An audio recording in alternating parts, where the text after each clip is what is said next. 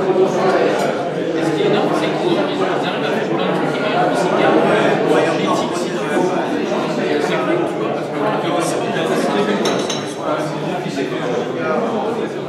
même en Californie, il y a des saisons. Et alors, est-ce qu'il y a, François, est-ce qu'il y a des annonces de services? Oui, particulier. On a un speaker qui n'a pas encore été annoncé pour décembre. Oui. 1er décembre. Oui. Là, Lulio. Ah, tu l'as encore pas vu. Voilà. Je vais le rencontrer la semaine prochaine pour préparer le frais de la vision. 1er décembre. 1er décembre. Enregistrez-vous le site dvf.com. Ça marche. Éteignez vos... Une fois de plus, vous verrez, c'est un entrepreneur intéressant. Alors ce soir, l'entrepreneur intéressant que nous avons, c'est Michel Meigel. Alors Michel, tu es né à Colmar. Exactement. Et tu m'as dit que ta maman s'occupait des fils d'or, des transistors, parce que pour les vieillards comme moi, il y a eu une époque où un transistor, il y en a 3 milliards sur un processeur de l'iPad, mais où un transistor c'était un événement. Et notamment travaillé chez ITT, qui s'occupait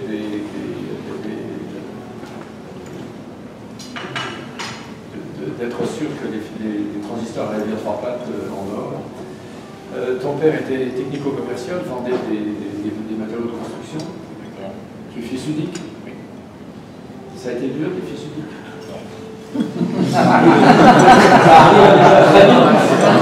C'est génial. C'est génial comment ça c'était bien. Tu pouvais faire l'école buissonnière. Comme ma mère en fait travaillait en Allemagne et partait de la maison à midi et revenait à minuit, et mon père rentrait lui à 7h le soir, en fait j'avais toute une période entre 4h et 7h où je faisais ce que je voulais. Ah. Ça c'est quand même franchement... Et qu'est-ce que tu faisais pendant ce temps-là? Et bien très vite je faisais de la programmation. Bien évidemment. Grosse surprise. On attendait mieux. Et tu programmais un Texas Instruments? J'ai commencé sur un TI 99 4A. À l'époque, ça c'était quand même pas facile, et après je suis passé sur l'Apple II GS. Machine bizarre. C'était un peu... C'était gros. Ouais. J'ai des souvenirs là-dessus, c'est une machine mal conçue. Bill Gates est arrivé quand je suis arrivé aux États-Unis en 1985.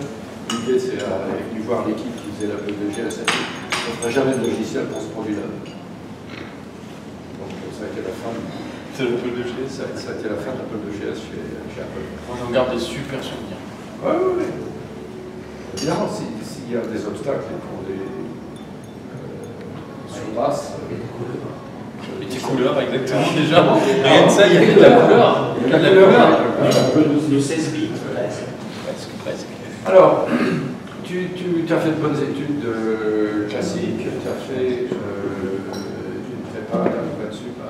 C'est de la Clébert. Pourquoi ça fait Clébert? C'est dans les rôles locales. C'est un maréchal. Un général. Maréchal d'Empire. Maréchal d'Empire. Et alors là ça devient assez amusant, tu m'as raconté, donc tu as fait Hippoto, tu as fait Do, et on t'a dit non, écoutez, il faut réessayer, parce que les concours, vous savez, les concours aux grandes écoles, la première fois, une chance sur deux de prendre une claque, et donc on t'a dit non, il faut faire 5,5, c'est-à-dire ce que tu considérais toi comme redoublé, mais dans le monde des top 1, 5,5 c'est quand même assez noble quand même. C'est pas si rédhibitoire. Et tu as entendu parler d'une école, comment ça s'est passé? En fait, la réalité, c'est que je suis allé faire les euros des ENSI, et aux euros, j'ai gagné 1500 places ou un truc comme ça, et je me suis retrouvé avec des écoles qui devenaient à peu près correctes, dont une qui s'appelle l'ENSET. et qui m'a écrit chez moi avec la plaquette, et un jour à midi je reçois la plaquette. T'as gardé la plaquette? La fameuse plaquette. Ouais. Tu l'as gardée? Je l'ai regardée. Enfin, je l'ai regardé, la couverture, il y avait faites votre 3e année à l'étranger, et derrière il y avait une photo avec une salle pleine d'ordinateurs. Donc là je me suis dit non mais... La pornographie. Et là, je me suis dit, bon, allez, quand même, je peux pas laisser passer ce truc-là, quoi. Donc, il était midi, ma mère venait de partir au boulot.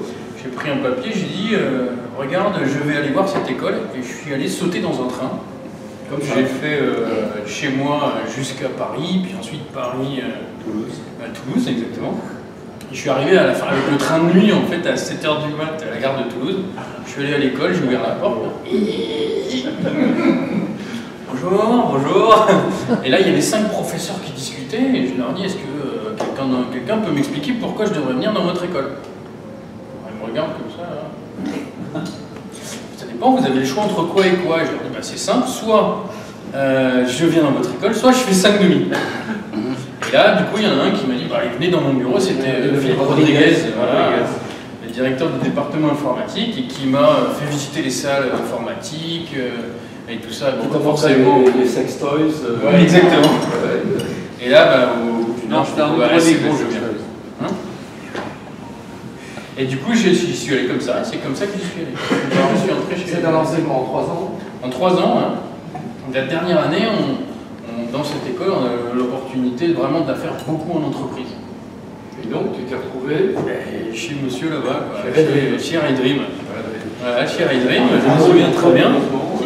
C'était vrai, c'était en 94. Exactement. Il était vraiment parti à l'étranger. Ah ouais.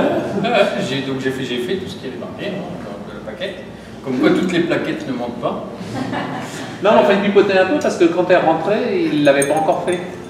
Ouais, mais bon, écoute, il se projetait dans l'avenir. C'est pas grave, ça voilà, ils ont réussi à pivoter au bon moment pour remplir leur offre. Et du coup, bah ouais, je suis arrivé en 94, je m'en souviens très bien. On est arrivé à l'aéroport. Il y avait c'est Pierre Berkaloff qui était venu nous chercher. Il nous a amenés dans les bureaux de Redream et on est rentré dans un cubicule de 1 mètre sur 1 mètre. Et il y avait des pièces détachées d'ordinateur par terre. On dit bon ben voilà, montez votre ordinateur. Et voilà, et on est d'arriver depuis 2 heures à peu près, quoi. Et c'est comme ça que ça a démarré, effectivement, une année aux États-Unis où voilà, j'ai découvert la start-up, comment ça fonctionnait, parce que maintenant tout le monde sait ce que c'est, mais à l'époque, c'était quand même, qu'est-ce que c'est que ce truc-là? Et puis c'est vrai qu'on avait un peu de chance, parce que comme les fondateurs étaient français, on entendait beaucoup de choses, puisqu'ils discutaient entre eux, on voyait un petit peu... ils parlaient de certaines, avec le volume, voilà, dans certains cas, on les voyait qu'elle est dans une salle entre Français, là, je sais pas ce qu'ils faisaient, mais il y avait beaucoup de cris qui sortaient. Alors c'était rigolo parce qu'on voyait tous les Américains qui les voyaient, qui se décomposaient, en se disant, ça y est, on est viré, la boîte est fermée, c'est terminé, et puis nous on rigolait, puis bien sûr une demi-heure après, ouais, salut, ça va. Ça c'est quelque chose que les Californiens, surtout les Californiens qui sont passifs-agressifs, ont du mal à comprendre chez les Français, c'est 2 ingénieurs vont s'engueuler. Puis, bon, on va collaborer. Et je me souviens en 85, où je suis arrivé, et je disais aux ingénieurs, ton truc c'est de la merde. Et derrière, il y a des restes humains, enfin HR, qui disaient, mais non, il ne faut pas traiter les ingénieurs comme ça. Je dis, mais c'est mauvais, c'est de la merde, ce qu'il faut. Je vais pas dire comme ça. Bon, ça a duré combien de temps, l'aventure? Chez Redream, un an, un petit peu plus d'1 an, légèrement plus d'1 an. Après, quand je suis rentré en France, j'ai encore bossé avec eux parce qu'ils avaient vendu un de leurs logiciels à Corel Draw.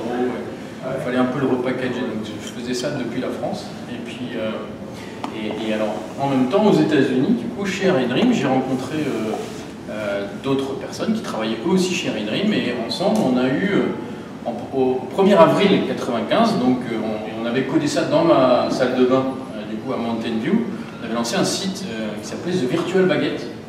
C'était un site d'humour et de divertissement à l'époque qui présentait la France vue par le petit bout de la lorgnette.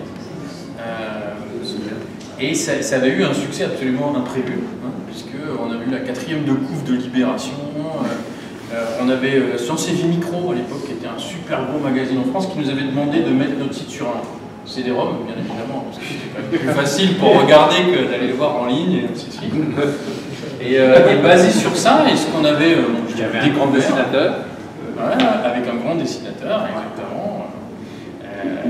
C'était Simon Léturgier, qui était le dessinateur, exactement. C'était Jean Léturgier, le scénariste, voilà, qui était un copain d'Eric. Et on est rentré et... Eric, comme vous le savez, est un grand spécialiste de la bande dessinée. Si vous voulez des renseignements sur la bande dessinée, vous avez l'érudit ici. Et en fait, on est rentré en France principalement parce qu'on avait le service militaire à l'époque. On n'avait pas réussi, on s'était pas bien débrouillé. Pas tapé la région. Non. Tu aurais dû venir me voir, je t'aurais expliqué comment j'ai fait. Ouais, je sais pas. Il aurait pu le demander. Hein. Et du coup, on a créé la boîte donc, qui est devenue Multimania par la suite, le 1er septembre.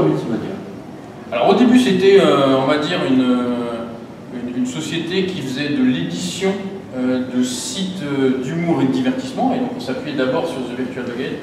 On avait réussi à signer un accord de coproduction avec Lagardère Active en 95. Enfin, on avait réussi à pas mal de choses. Et petit à petit, ça a évolué.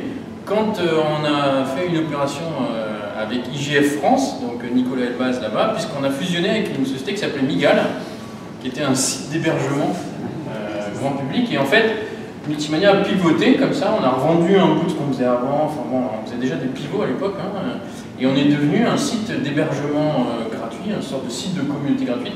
Le modèle le plus proche ici aux États-Unis s'appelle GeoCities. Oui. Et alors là, on a eu le hockey stick très rapidement, hein, puisque on était là, on était en 98. Alors, petite anecdote juste, je reviens juste un tout petit peu en arrière. Quand même aussi, en 96, on a levé des fonds en France. On avait 2,6 millions de francs à l'époque. Et je suis toujours persuadé encore aujourd'hui qu'ils ont levé ça, qu'on a levé cet argent basé sur un quiproquo. Parce qu'à chaque fois on racontait qu'on était chez Raydream et je pense qu'ils pensaient qu'on était parmi les fondateurs de Raydream. Alors bien évidemment nous on disait jamais rien. Ouais, j'ai eu un coup de fil moi de Sophie Nova comme ça pour vérifier. Bon, nous on disait rien, on se disait ouais ça se trouve c'est quand même vachement loin à l'époque, les communes pas bien quoi. Et donc du coup c'est Sophie Nova en fait qui avait investi de l'argent chez nous. Bon les valos c'était pas du tout la même chose que maintenant hein, malheureusement, mais bon malgré tout c'était quand même réussi. Voilà, tout ça pour dire que... Et alors un site d'hébergement gratuit, mais tu gagnais de l'argent comment? Alors l'idée c'était, à l'époque on s'appuyait beaucoup sur l'audience qu'on créait, puisqu'en fait avec cette audience on avait ce qu'on appelle une pénétration de 25% du marché français. Ce qui veut dire qu'un internaute français sur 4, début 2000, passait au moins une fois par mois sur un des sites hébergés par chez nous ou nos sites à nous. Et le modèle au départ était vraiment basé sur la publicité, sachant qu'à ce moment-là la publicité n'existait pas. Hein. On a fait la première campagne en France de US Robotics. À l'époque, hein, c'était une bannière comme ça, c'était assez rigolo. Et ensuite, on a fait de l'e-commerce aussi, le début de l'e-commerce. Donc, on permettait aux marchands de trouver des clients. Alors, c'était pas encore aussi structuré que ça. Et en fait, là où le modèle est vraiment devenu rentable, malheureusement, c'était un peu après qu'on l'ait revendu à l'Ecos Europe, puisqu'on l'a coté en bourse puis revendu à l'Ecos Europe. C'est là pour combien? 220 millions d'euros. Le market price, alors c'était en titre, donc il y avait un léger petit biais. Ça flux up et ça flux down. Ouais, voilà. Mais là, on a déployé tout ce qui est service payant d'hébergement. Et alors là, c'est devenu une machine à cash, puisqu'en gros, tout ce qui est nom de domaine, hébergement gratuit, nous, on avait une masse critique sur le marché qui était énorme. Et c'est un super business model. Alors, ça devient un peu plus difficile sur les marges en ce moment, mais grosso modo, quelqu'un qui a acheté chez vous son nom de domaine, son hébergement, si vous ne faites pas trop de bêtises, c'est des choses qui ne s'en vont plus jamais. C'est perpétuel. C'est perpétuel, le nom de domaine notamment, c'est assez perpétuel. Et donc tu as vendu ça à l'ICOS? Voilà, l'ICOS nous a racheté, on peut plutôt le mettre comme ça, puisqu'on était côté à l'époque. C'était vraiment une offre publique d'échange, alors il y avait un bloc de contrôle, c'était assez compliqué, c'était des négociations mythiques. Hein. Tu as fréquenté des avocats? Ah ouais, j'ai négocié la nuit. J'ai négocié la nuit, on a obtenu la signature du mec, parce qu'entre-temps, l'ICOS Europe a été racheté par Telefonica pendant le cours du process de vente. Et on devait obtenir la signature du CEO de Telefonica. Alors là, c'est une anecdote complètement dingue. C'est-à-dire que tout le deal est signé, imaginez, il y a 20 personnes dans une salle qui sont d'accord, il faut obtenir l'accord de ce gars-là. Sauf qu'on ne sait pas où il est. Donc là, ils nous disent, on a réussi à le traquer par un de nos banquiers qui nous dit en fait, il a pris un avion, il arrive à Boston tel jour, il faut aller, pas de problème, on va avoir quelqu'un de notre bureau qui va lui porter une lettre et qui l'attendra à l'aéroport pour lui dire, ben voilà, merci de donner votre accord. On attend le coup de fil, bien évidemment, on a l'heure à laquelle il arrive et tout ça. On reçoit le coup de fil et là, est-ce que tu lui as donné la lettre? Oui. Est-ce qu'il l'a ouvert? Non. Le mec, il a pris la lettre, il s'est barré. Et on n'a plus de nouvelles de ce gars. Putain merde, on est complètement bloqué encore. Donc là, on refait fonctionner la machine pour trouver où il est. On trouve l'hôtel dans lequel il est. Donc on envoie quelqu'un dans l'hôtel. On dit bon allez, on va nous trouver le mec. Le mec, on arrive, il n'a pas check-iné quoi. Putain, c'est pas vrai quoi. Donc là, on se dit, il a dû aller bouffer. On envoie le gars au restaurant. Non mais au téléphone. Et là, on dit le mec au téléphone, enfin la personne sur place dit bon bah. Il va voir le mec au restaurant en disant excusez-moi, est-ce que vous pouvez faire une annonce? On cherche monsieur, je sais plus quoi. Et le mec dit ah bah non, désolé, nous dans notre hôtel on peut pas faire d'annonce, c'est pas possible. Et le mec il dit c'est pas possible. Et il voit un paquet de clopes sur une table, il se dit ce mec là, je suis sûr, c'est pas un américain. Donc il va voir le mec avec le paquet de clopes et c'était le gars qui était espagnol. Et là, il a pu présenter la lettre, il a ouvert la lettre, il a signé le truc. Ouais, quand même, il faut mettre de l'énergie. Hein. Chez les scouts, il y a un certain nombre d'entre nous qui ont été gros scouts, il y a des badges de brevets. Ça, c'est le brevet d'entrepreneur. Brevet closing. Tu peux y aller. Très bien, très bien. Et ça t'a enrichi un peu, ça? Écoute, ça m'a enrichi un petit peu. Pas tant que ça aurait pu l'être, parce qu'entre le moment où on a effectivement vendu et le moment où on est ressorti du lock-up, le titre avait pour le coup bien plongé. Donc on a gagné de l'argent, mais pas autant qu'on aurait pu en gagner, d'une certaine manière. Et donc ça aurait été bien de ne pas le trouver au resto. J'aurais aussi pu ne pas le trouver. Oui, c'est ça, j'aurais pu ne pas le trouver, t'as raison. Et donc, peut-être qu'en fait, ça aurait été mieux. Et donc, tu as, comme disent les Américains, servi ta peine. C'est-à-dire que tu es resté suffisamment longtemps pour... Après, c'était une autre histoire, parce qu'en fait, Lycos, qui nous avait racheté, avait aussi racheté 3 autres boîtes. En France, rien qu'en France. Hein. Donc, qui s'appellent Spray, Caramel, enfin, dans 2 autres boîtes, Spray, Caramel. Lycos et Multimania. Et là, nous, on était la société la plus grosse, et donc c'est nous qui devions consolider les autres. Donc là, c'était une autre histoire, parce que là, il y avait des redundancies partout, hein. Il y avait 4 comptables, bien évidemment, on n'avait pas besoin de 4 comptables. Et puis, il y a des mecs qui se sont barrés de partout. Donc là, j'ai eu l'occasion de faire un plan social à la française, chapitre livre 3, livre 4. J'ai eu les syndicats à l'entrée du bureau qui faisaient du tractage pour les salariés, enfin, c'était assez mythique. Donc je l'ai fait la période, mais après j'ai dit, bon par contre on vise juste, on fait une réduction parce qu'il faut la faire, il faut être objectif, voilà, ça va pas marcher sinon. Mais après, pardon? Les syndicats n'ont pas enfermé?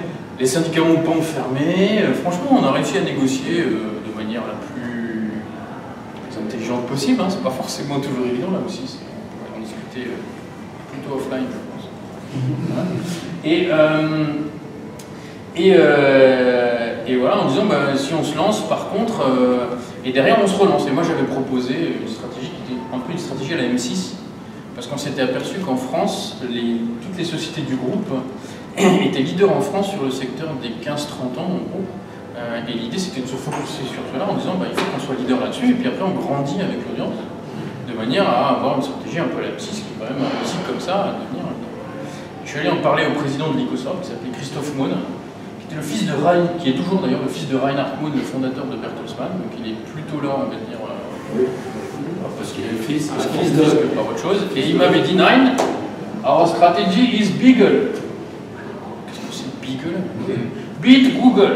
Et là, on était déjà en 2001, donc voilà, c'est vrai que c'était pas encore très très gros quoi, comme aujourd'hui, mais malgré tout, oui, ils sont encore là-dessus. Ils sont encore là-dessus en termes de recherche.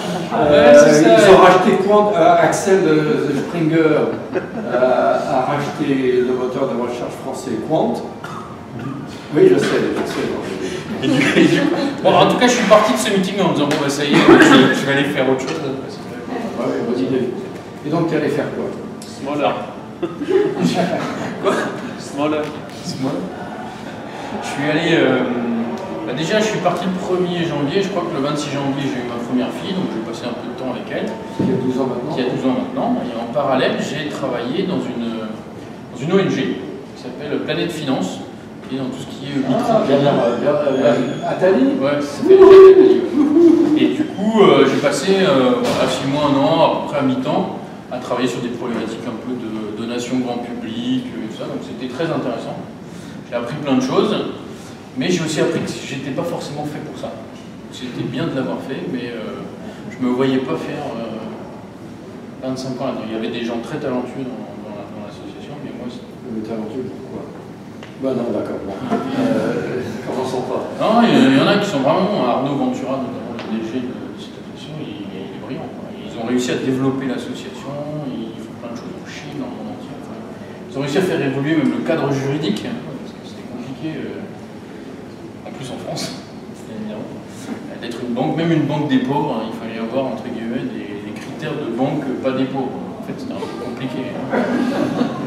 Ils ont réussi à faire évoluer le cadre, et du coup, maintenant, ça fait quand même pas mal de choses assez sympathiques. Donc, tu as fait ça pendant? Non. Et donc, tu as pris la mesure de ce que tu ne voulais pas faire, et tu as décidé de faire quoi après ça? Et après, j'ai pris une bière un soir avec un de mes ex-associés qui était aussi du coup chez Eric, Olivier Ekman, et on s'est dit, bon, recréons quelque chose ensemble, c'est pas possible. On a envie, voilà, le virus de l'entreprise, quand il est là, je pense qu'il est là. Et là, on est rentré dans une phase de phosphorescence sur qu'est-ce qu'on peut créer, quoi. Donc ça c'était assez rigolo parce que la première boîte qu'on a créée, on n'a jamais réfléchi à ce qu'on faisait d'une certaine manière, quoi. C'était complètement intuitif. Et la deuxième, on s'est dit, bon, alors qu'est-ce qu'on fait maintenant? Et effectivement, on a regardé plein de business models, on a regardé le Wi-Fi à l'époque, parce que c'était le tout début du Wi-Fi, donc il y avait plein de questions. Est-ce qu'il y aurait des réseaux Wi-Fi? On regardait les RFID aussi, c'était le tout début des RFID. Et finalement, on s'est approché on s'est dit qu'avec le haut débit, il y avait toute l'industrie de la télévision qui allait être chamboulée d'une manière ou d'une autre. C'était le tout début de la DSL, on était en 2003, et on a lancé une boîte sur cette promesse-là. Alors comme on était très, comment dire, on réfléchissait beaucoup plus, on a tout de suite lancé un truc avec un business model qui rapporte du cash. Donc on a fait un système avec des SMS, où en fait on allait voir les chaînes de télévision françaises et on installait des serveurs chez eux. Et on pouvait gérer à distance des programmes de Call TV, donc ce qui était des bots, des chats, des choses comme ça par SMS+. Et le SMS+, c'était un business model super, puisqu'à chaque fois qu'un spectateur envoyait un message, nous on gagnait un certain nombre de centimes. Et comme on avait de l'audience gratuite, puisqu'après on repartageait avec les chaînes de télévision, on n'avait aucun coût de distribution. Donc on avait une bonne marge. Une belle marge, voilà. Correct. Donc ça nous permet de décoller, de démarrer très très vite, sans consommer de cash, quoi, quasiment dès le départ. Ça s'appelait comment cette boîte? Ça s'appelait, au départ ça s'appelait Pulse Vision, et après ça a évolué vers Kewego.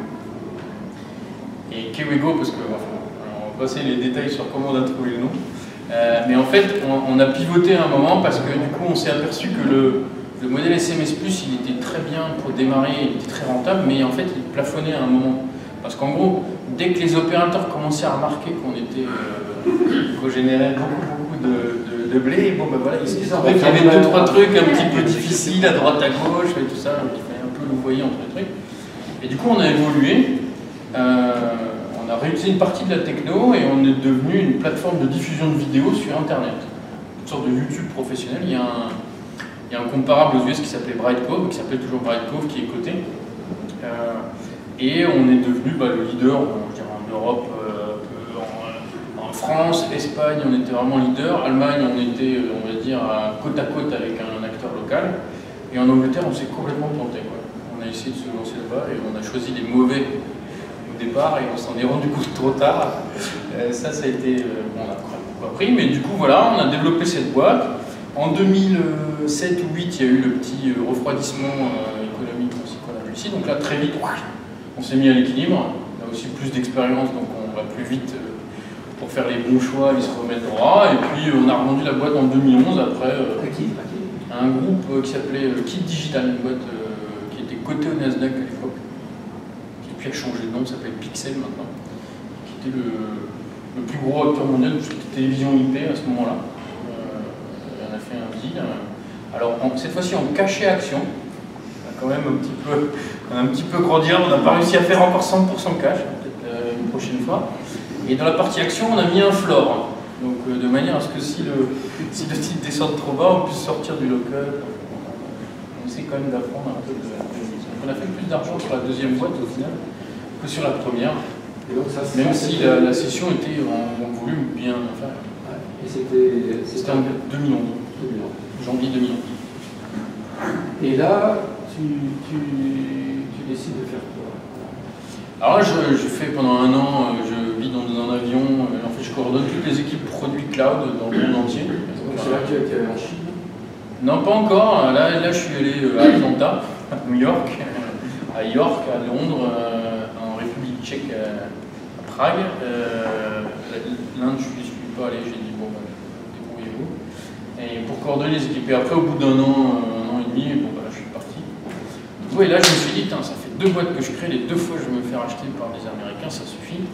La prochaine fois, je crée tout de suite dans un environnement, on va dire, au moins anglo-saxon. Donc là, pour plein de raisons personnelles, on s'est dit d'abord, on va essayer de regarder en Angleterre, parce que c'est plus facile, pas de visa, c'est plus facile avec l'Eurostar, maintenant ça arrive.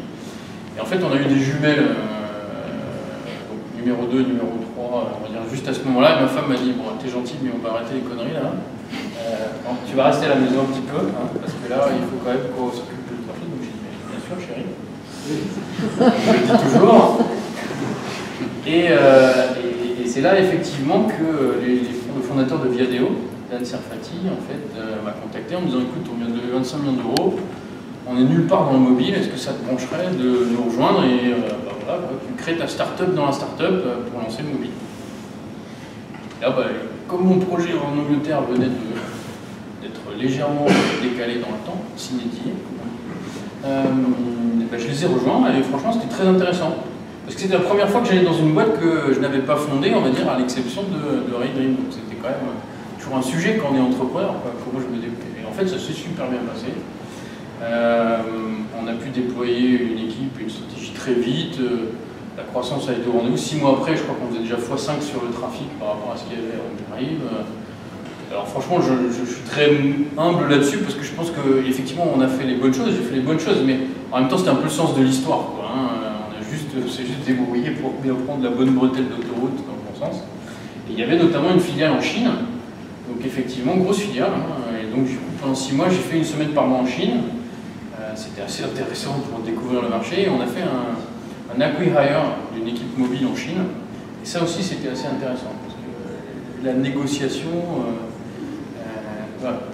Entre ce qu'on écrit dans le contrat et ce qu'en fait on a réellement en tête qu'on va faire après, c'est pas forcément toujours pareil, mais bon, j'ai appris beaucoup dans cette période. Tu peux pas faire concurrence à Zuckerberg. Non, je parle pour le chinois. non, franchement, c'est super dur. J'essaie de faire apprendre le chinois à ma fille déjà, mais moi je pense que lui, il s'est marié à une chinoise en plus. Oui, mais il s'est marié à ce qu'on appelle une ABC, c'est-à-dire American Born Chinese. Son épouse, Priscilla, est née dans le Massachusetts, donc elle est d'ethnie chinoise, elle est née aux États-Unis. Mais il s'est donné comme but de parler mandarin.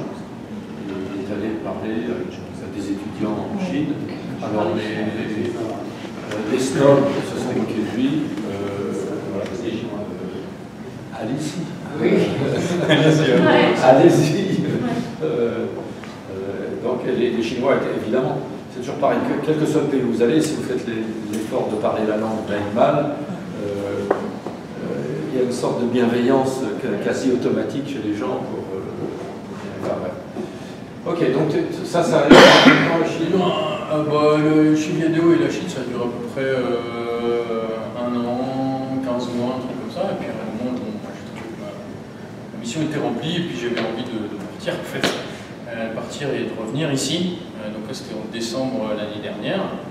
Du coup, je suis revenu en décembre. J'ai revu notamment Nicolas et puis quelques autres de la diaspora ISDNet, là, Christophe Bach notamment, puis qui m'ont expliqué comment on pouvait faire pour venir ici, le visa E2, tout ça. Et puis du coup, hop, on a lancé le truc. Dès janvier, je suis revenu, j'ai créé une structure ici, système autour du visa E2 pour pouvoir bénéficier d'un visa de travail de 5 ans.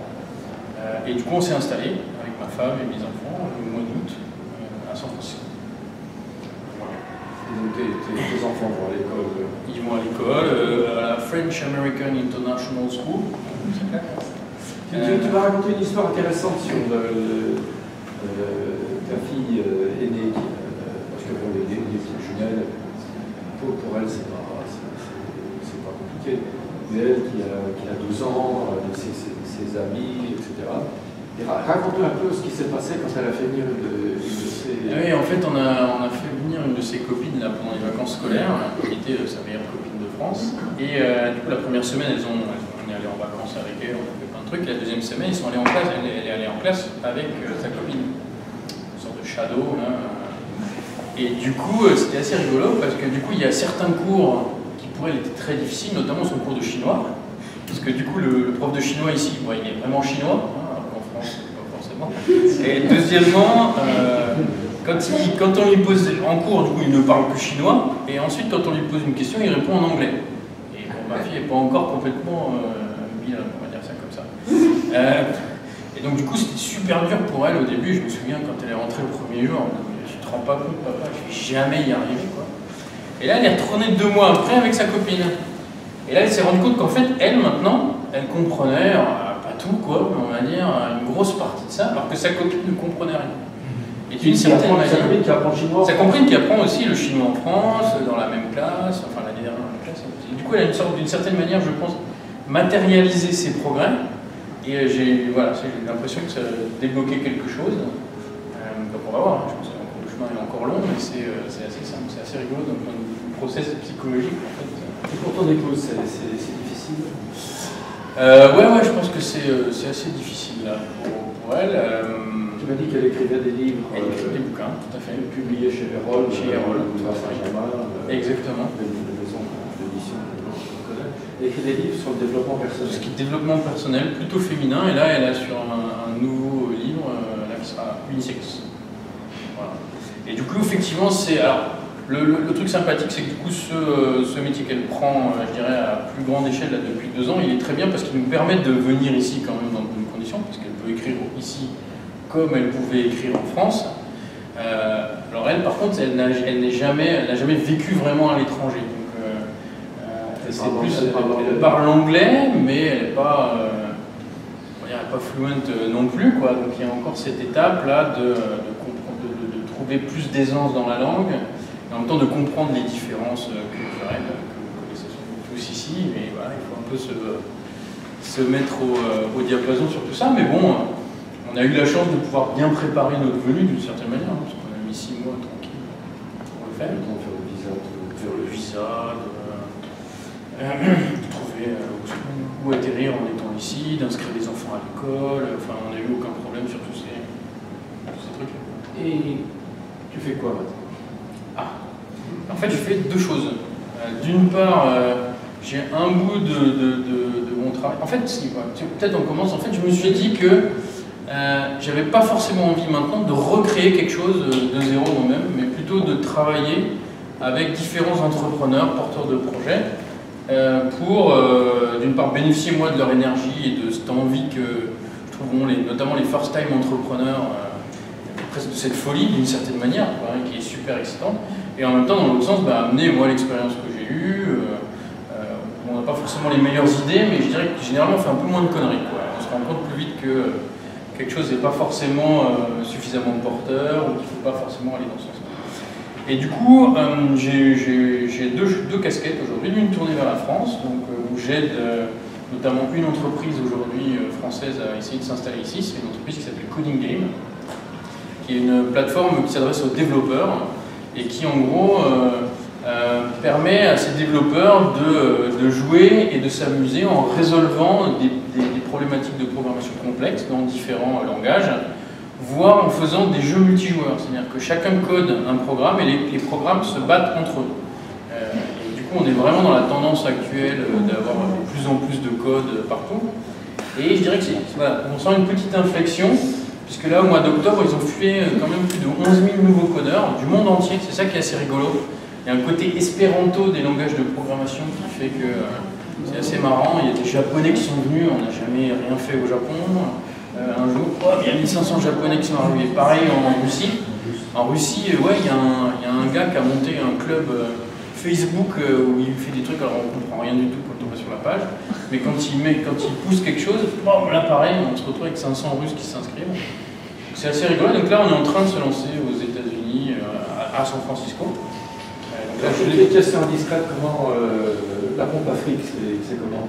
Alors, en fait, le modèle, il est, comme il y a une communauté de codeurs qui sont passionnés et sur lesquels on peut voir en fait ce qu'ils sont capables de faire, l'idée c'est de proposer à des entreprises de venir sponsoriser des événements, en gros, une sorte de hackathon en ligne, pour pouvoir recruter les codeurs. Et en France, ça marche très bien. Parrot, donc des macros, quoi. Ouais, macro, ouais, d'une certaine manière, ouais. On va dire ça comme ça. Non, mais ok. Ça dépend comment tu écris macro, en fait. Mais pas macro programmation. Non, mais j'ai compris, je pense. C'est très clair. Et non, et ça marche bien en France. On a notamment fait le truc avec Nintendo. Nintendo aujourd'hui, si vous voulez être embauché par Nintendo, il faut aller sur la plateforme Coding Game et réussir un quiz. Et franchement, il est compliqué. On a fait aussi un truc avec Parrot. On a fait un événement qui s'appelait Game of Drones. Et en gros, très chic quand même. Et en gros, il fallait coder l'intelligence artificielle d'un drone et ainsi de suite. Et ils ont invité les 50 gagnants, les 50 meilleurs chez eux. Et ils en ont recruté 5. Et un truc vraiment, une anecdote que j'adore, c'est ils ont recruté notamment le gagnant, qui en fait s'est avéré ne pas être un programmeur professionnel. Il joue un instrument de musique de manière professionnelle. Je me souviens plus ce que c'est, un cuivre. Et en gros, le gars a eu une remarque super, parce qu'en fait ça a mis un peu de temps pour qu'il se décide à rejoindre Parrot, et il a dit bon c'est pas grave, jusqu'à présent je jouais de la musique pendant la semaine et je programmais le week-end, ben maintenant je vais faire le contraire. Et le gars a rejoint la boîte, a rejoint Parrot comme ça. C'est assez sympa. Tu joues d'un instrument de musique? Ouais, j'ai joué un peu de guitare, j'avoue que ça fait... Je jouais chez Red Ring. Et donc ça c'est mon premier truc, hein, donc essayer d'aider des startups français à s'accélérer ici, et en le faisant de manière très hands-on d'une certaine manière avec eux, sans aller trop loin, enfin voilà, d'essayer vraiment de passer du temps. Donc ça c'est une activité. Voilà, et l'autre activité, j'ai toujours voulu tremper un peu le pied dans l'investissement, sauf que je n'ai jamais trop su si j'étais fait pour ça, et donc du coup j'ai trouvé un fonds en France qui s'appelle New Fund, qui est un fonds... C'est le seul qui n'a pas la BPI. En tout cas, c'est un de ceux qui n'a pas la BPI comme investisseur, ce qui est quand même assez rare en France. Je vois Nicolas qui sourit, qui apprécie. Et qui, du coup, avec qui on a fait... Donc, je suis devenu venture partner dans ce fonds. New Fund, c'est à peu près 110 millions d'euros, quoi. Et l'idée, c'est d'investir dans des dossiers ici. Donc, ils mettent 10, tu mets 1. Ouais, c'est ça, je mets 1, ils mettent 10 et ils me donnent un petit clip de leur carré d'intérêt d'une certaine manière. Et ce qui me permet, moi aussi, parce que je voulais une raison de pouvoir aller voir des entrepreneurs américains. Or, comme mon pedigree d'une certaine manière n'est qu'en France, il me fallait une vraie raison. Donc là, avec un chéquier, au moins j'ai une raison d'aller les voir et de leur proposer des choses et d'identifier des choses. Et du coup, ça marche bien, on vient d'investir là dans une boîte vendredi. C'est un premier investissement, alors c'est du pur, c'est à Santa Clara, c'est une société qui s'adresse à tous ceux qui veulent fabriquer du hardware pour leur permettre de le fabriquer plus vite. Alors on est encore, tout début c'est encore un peu en mode de stealth d'une certaine manière, mais voilà, on teste et puis on verra bien ce que ça va donner dans les années à venir. C'est un parcours intéressant, je crois que je suis sûr que tout le monde est d'accord là-dessus. Je vais maintenant laisser la place aux questions. En tout cas, merci de t'être prêté si gentiment et si ouvertement aux questions. Et puis, je te jette au lion. Ils ont l'air gentils, ces lions. troisième rang. Qui posera l'absent, que c'est un peu plus turbulent là. Mais... Non, vous avez dit que vous avez commencé à faire de la programmation chez vous. C'était en quelle langue? Basique. C'était du basique? C'était en basique. On avait des numéros de ligne et des cotons.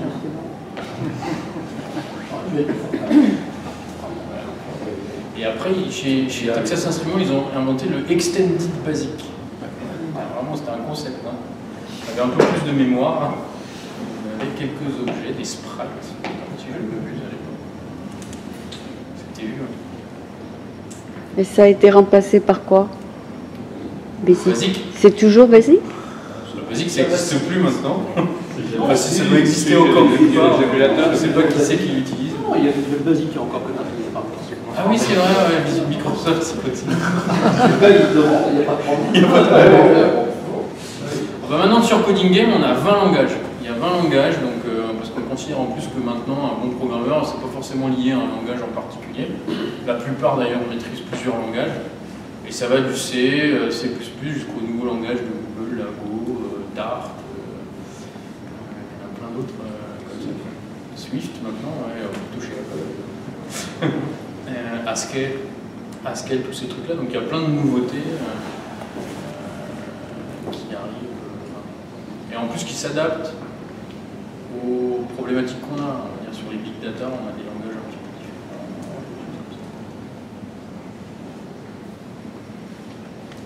Est-ce que tu es venu aux États-Unis pour des raisons essentiellement positives et personnelles, hein, de volonté de voir quelque chose de nouveau, de différent, ou de revenir voir un peu ce que tu avais connu chez Redream?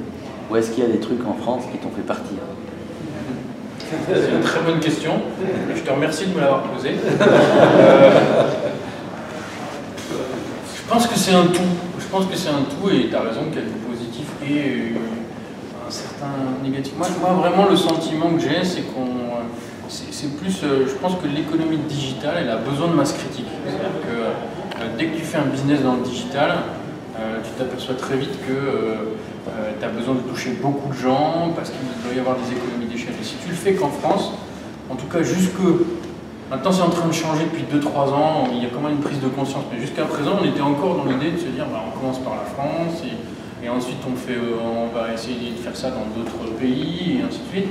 Et je pense que ça c'est totalement faux. Le marché intérieur français n'est pas suffisant pour pouvoir faire ça. Il faut plutôt raisonner comme les Israéliens et se dire, bon bah voilà quoi, ok, notre R&D on la laisse chez nous. Et par contre on va très très vite à l'international. Et pour plein de raisons, parce qu'effectivement comme ça on a tout de suite du feedback de tous les pays. On est sûr que son produit va prendre un chemin, on va dire, qui correspond. Mais aussi pour des raisons internes.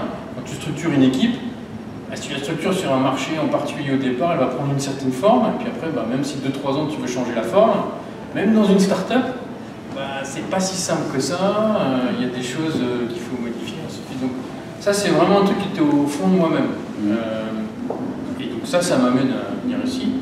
En plus du coup je pense que vraiment le côté hub de la vallée est en train en fait de s'accentuer plutôt que le contraire, quoi. On a besoin d'endroits où justement tous les géants ou tous les gens dans le secteur peuvent se rencontrer et je pense que c'est ici que c'est en train vraiment de se concentrer. Et en tout cas mes 2 premiers mois ici vraiment actifs me le confirment plutôt, quoi. Il y a vraiment un côté Marco Polo, quoi, qui est assez phénoménal, quoi. Ça ressemble à quoi un chinois, okay. Mais tout le monde vient ici pour en discuter. Après sur l'aspect on va dire impôts, taxes, machin, bon, franchement je suis pas sûr que ce soit aussi tranché que ça. Il y a du plus, du moins en fonction des mecs que tu vas voir. Tu as plutôt du plus, plutôt du moins. Tout dépend de comment ça va évoluer, comment mon patrimoine évoluera dans les 10-20 dernières années, mais bon, c'est pas un énorme sujet pour moi. Moi je veux payer plus d'impôts. Et j'ai une méthode pour ça.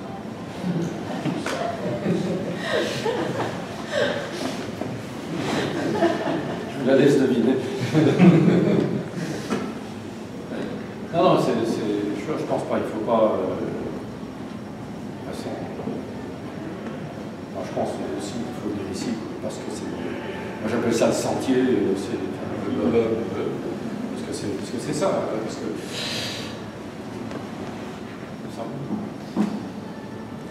Mais justement, puisque vous êtes dans ce hub, justement, est-ce que vous êtes un aventurier, c'est très clair, avec une imagination et un courage incroyable. Et donc, être dans le hub, est-ce que vous le sentez comme une d'agent et pouvoir prendre un petit peu de tout ce qui se passe? Ou bien, moi, ça, est-ce qu'il y a une crainte ou est-ce qu'il y a au contraire une excitation au milieu de tous ces grands? Il y a une forte excitation, je pense, au départ. Après, c'est pas si simple que ça n'y paraît. Je pense que ça, c'est vraiment un truc qui est difficile. Alors là, du coup, même si j'ai pas passé beaucoup de temps ici, j'avoue que ça me sert beaucoup parce que c'est quelque chose que j'avais quand même assez bien intégré, quoi. Hein. L'année que j'ai passée ici, c'était quand même assez intensif.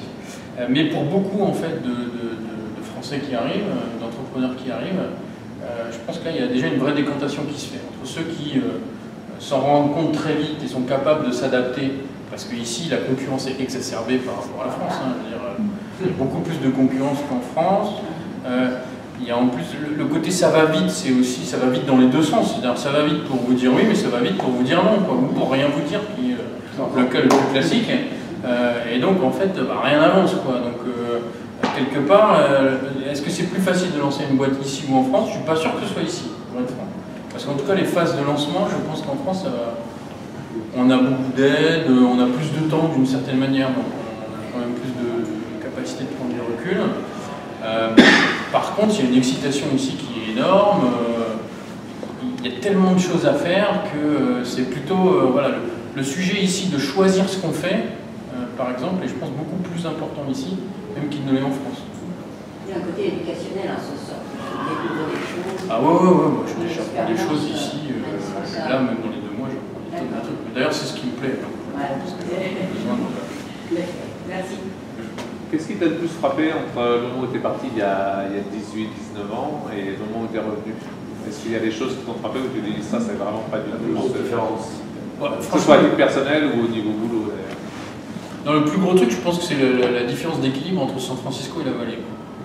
Alors ça, c'est vraiment, quand on était là, on allait à San Francisco le week-end pour rigoler, puis après on revenait ici.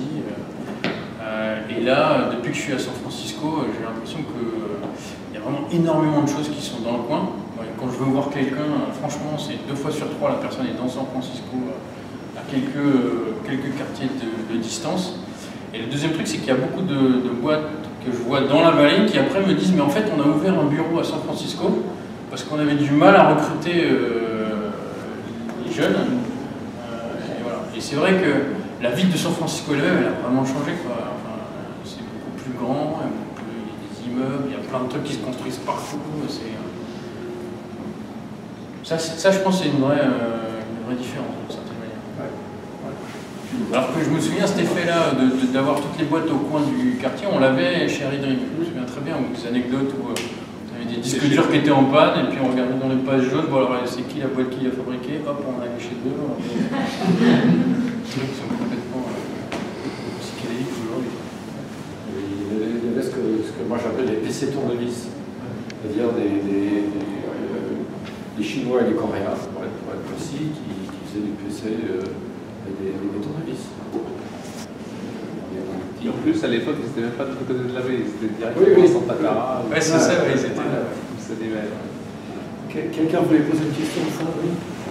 Quel est le profil des boîtes françaises intéressantes que tu vois arriver ici? Profil intéressant dans quel sens? Au terme de capacité de succès ou de... Qui vont avoir du succès, franchement c'est difficile à dire, mais moi je pense qu'il y a en gros deux segments, moi je dirais. Il y a ceux qui créent en France et qui ont dans les fondateurs un profil déjà suffisamment international et expérimenté. Là c'est plutôt en général second time entrepreneur, le mec a déjà fait des choses aux US. Et parmi ceux-là, il y en a certains qui comprennent qu'il faut qu'ils aillent très vite aux US. Ça peut être aussi des entrepreneurs qui ont un historique américain, tu vois, fait des études aux US, et pour qui le fait de venir aux US n'est pas aussi effrayant que ça. Et pour cela, il y en a beaucoup qui viennent et créent ici finalement. Ce qui est assez rigolo, c'est qu'il y a par exemple beaucoup de polytechniciens. Ça, c'est un truc qui m'a frappé aussi, tu disais dans les choses qui m'ont frappé. Sur les 2 mois, j'ai jamais vu autant de polytechniciens que ces 2 mois-là, et qui sont tous en train de créer des boîtes. Alors plus ou moins bien, ainsi de suite. C'est pourquoi? Parce que l'État français leur paye Stanford et Berkeley en école d'application. Un code d'application. Peut-être que c'est ça. Après, il reste. C'est bizarre. Donc voilà, ça.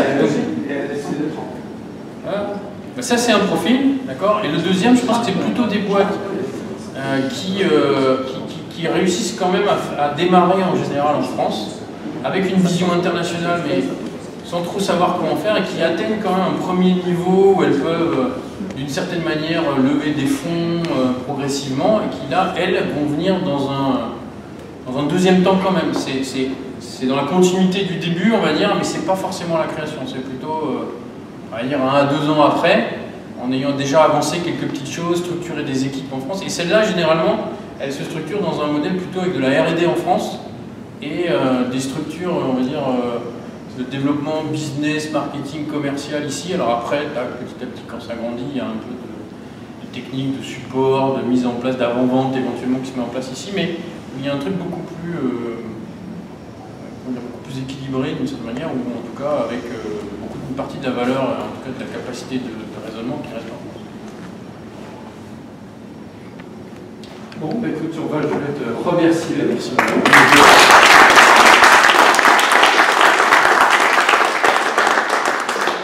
On peut continuer la discussion plus tard.